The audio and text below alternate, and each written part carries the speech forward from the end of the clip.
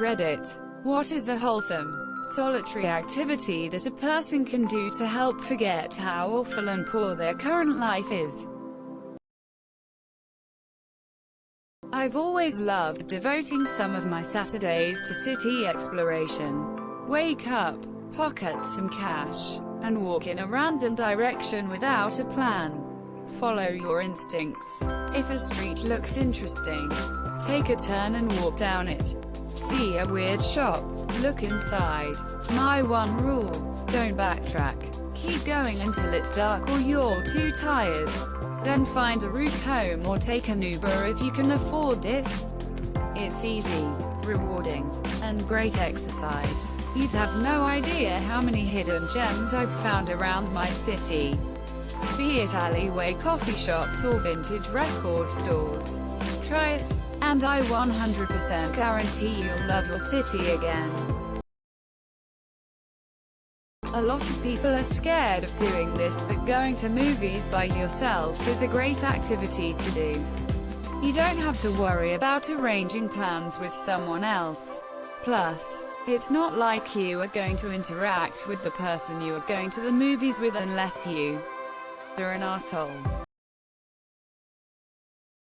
Learn to cook or bake something new. If you can't cook, learn the basics. If you can, try something advanced. It will be challenging for your brain and you'll have food at the end of it. Win-win. Set a timer for 5 minutes and clean as much as you can. Becomes a fun game. Repeat daily. Jigsaw puzzle. I paint pictures of Redditors' pets that have passed away, and then I send them the paintings. I've been designing and planning my garden for when I, hopefully, move in April. Distracts from the ideation a bit. Going for a long walk at a moderate pace. Sometimes it's good to think about nothing but keeping a decent pace. Just get into a rhythm. You go into a zone that is hard to get into with all the distractions at work, home, etc., and it's very therapeutic. Doodling, then coloring it in. It's completely focusing but mindless for me. The feel of a pencil or pen across paper is very soothing to me. Thanks for the silver. Public library. If you're in a large enough city, check out all of the different ones and find a favorite. Find some podcasts you like and go for a walk or do housework. Start a workout routine or just pick up running. Running feels silly at first, but you'll get over it quickly. I enjoy reading. Getting lost in a good book can be incredibly therapeutic. It's also basically free with a library card. Playing an instrument. Pick an instrument you think you'd most like to play. Guitar, keyboard, drums, bass, violin, etc. And get one and start practicing. Watch YouTube videos on how to practice and get better. Cross-stitching. It sounds like an old lady hobby, but it's both creative and methodical. I like to put on a podcast or a video without a ton of visuals, and just stitch for hours. You can get patterns online.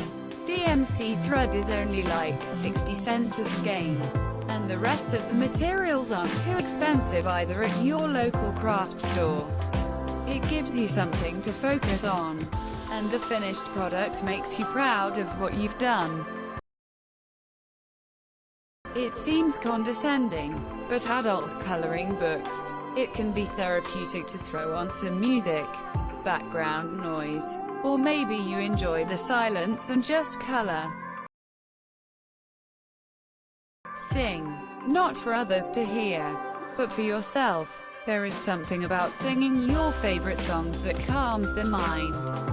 If it gives you even just a little more energy to face the day ahead, then it succeeds. I started thrifting to keep my mind busy. sorting through clothes and learning about them and the quality. I'm still learning but have had fun buying and flipping some stuff along the way. And it's a bit self-sustaining in that way, which makes it even better. I hope you start feeling better soon. Buy cheap vegetables. Make soup very slowly and thoroughly. Chop everything up into little pieces and just focus intently on every slice. Breathe in the fresh veggie aroma, the smell of browning onions, the smell of broth. Listen to the simmery bubbly sounds and stir gently every now and then.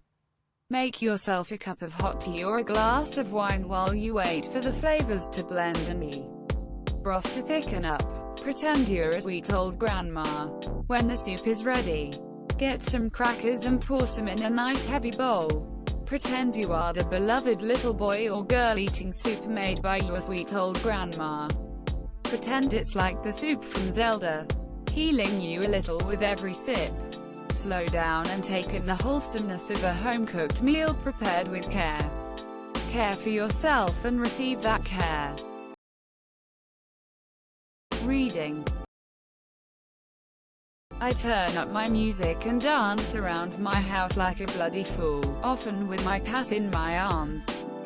You'll have to ask him how he feels about that. I feed crows. I buy unsalted peanuts in the shell and toss them as I walk my dogs or wait for the bus. I have about 4 murders now who recognize me, plus random crows at different locations. The ones by the lake feed from my hand and almost let me touch them. After about a year of doing it, I got my first gift a few weeks ago. It was a walnut shell. ****. Volunteer to help others. I know it doesn't sound solitary, but it is. Shrimp keeping. As in, keeping freshwater shrimp in an aquarium. You can go get a cheap, plastic, 3 to 5 gallon aquarium from Amazon. Put in a small sponge filter with a pump. Pick out some decor plants, and buy some Neocaridina shrimp. They are small, easy to care for, only really require topping off their water and maybe an algae wafer once every few weeks. And you get to watch them jump and swim all over the tank. Even better, you'll get to watch the females carry around and then hatch little baby shrimp to add to your colony. You could get like a 3 to 5 gallon tank with a cool color-changing LED light and keep it next to your bed so you can watch it when you're really stressed out. 2. Hiking is perfect for that. Get away from technology and embrace nature for a while.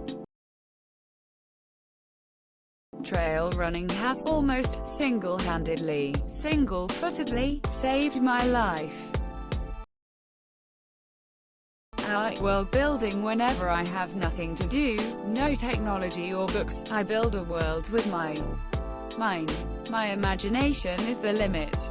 People ask me why do I never get bored? How can I? One were gifted with a mind capable of conjuring so many beautiful things on its own. I create stories of people in my world. I use the arcs of my main characters as a timeline of my own experiences in real life. I can make their life as beautiful or as ugly as I want it to be. In my mind, I can play God. Go for a hike on a local nature park trail. Pack a lunch. Take some pictures of nature and just enjoy the solitude of it all. Spending time with yourself, in nature, as opposed to on your couch, is oddly different and satisfying. I've been talking about this kind of thing with my therapist, so basically there are actions called away actions that people use to forget negative aspects of their life. For some people this is drinking, gambling or whatever. In my situation I do things that I can focus on so I'm not alone with my bad thoughts. So video games that are focus heavy, or shows that require you to pay attention. My therapist suggests that I do more towards actions that are in service of things that I truly value in life. Let's say one of my values is being creative. So instead of binging the entirety of a video game story to forget that thing X isn't going my way, and it makes me feel bad, I can acknowledge how I'm feeling. Think if what I want to do is in service of one of my life values, goals. And if it's not, then I can seek out something that is in service of them. So for creativity, I could start painting or writing. He said oftentimes when people fall back on those away actions, they wind up back in the same place, but feeling worse. I observe that a lot in myself in retrospect. So it might do you some good to find 2 or 3 things that truly matter to you and break them down into things or actions you can do in service of those values. I hope that helps. I once went to a flea market with 2 foldable chairs and a sign that says, $1 for your story. Spent about $5 that day, because most of the people would just be happy for someone who listened. Now that I wrote it down, I think of doing that again as soon as it gets warmer. It was a very fulfilling experience for me. Go to somewhere beautiful and pleasant and find a cafe and take in your surroundings while having a coffee. That's what I do anyway. I hope you feel better soon. X. Weightlifting. It helps release endorphins and builds muscle, which may be enough to help turn things around so your life won't be so awful. I like to go on a scavenger hunt by myself sometimes. I make a pretty ridiculous list and it's oddly specific. Like man who looks constipated, and dog that refuses to walk so they make the owner carry them. It's something that gets me out of the house. Just walking around is fine too, but scavenger hunts are fun. Knitting. Playing Stardew Valley. I've been suicidal for a good bit, but sometimes the key really is to look out for you in small ways. Like, if your brain wants to do something, chase that bit of passion. Hell, yesterday my brain simply wanted to dance and I was like, sure, buddy. Danced around the bathroom like I was Michael Jackson. I look forward to doing my skincare routine before going to sleep, especially after a stressful or bad day. It only takes up 10 minutes of my time, but I feel so refreshed and clean. To me, it's like a restart button. Add in some sleep and it's a whole new day.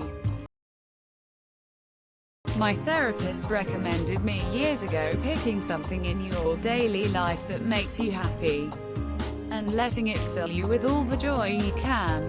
Unapologetically, I chose dogs, and petting a pupper consistently makes me so happy it can change my entire mood.